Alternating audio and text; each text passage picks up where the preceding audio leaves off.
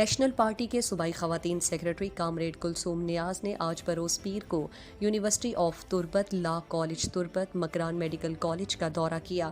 تربت university medical college کے انتظامیہ اور اسٹوڈنٹس سے ملاقات کی اور تعلیم سمیت مختلف امور پر تبادلہ خیال کیا گیا۔ اس موقع پر انہوں نے اپنے خیالات کا اظہار کرتے ہوئے کہا کہ تربت میں تعلیمی انقلاب دیکھ کر بہت خوشی اور اطمینان محسوس ہو رہا ہے۔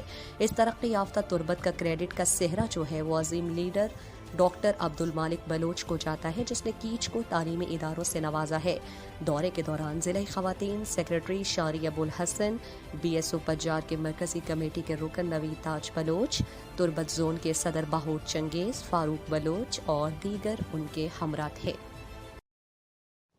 مزید دلچسپ معلومات اور خبروں سے آگاہ ہونے کے لیے Gedrosia point Facebook page, Instagram, Twitter کو فالو اور یوٹیوب چینل کو سبسکرائب کریں۔ بیل آئیکن بٹن دبانا نہ بھولیں تاکہ مکران سمیت بلوچستان کی خبروں سے جڑے رہیں۔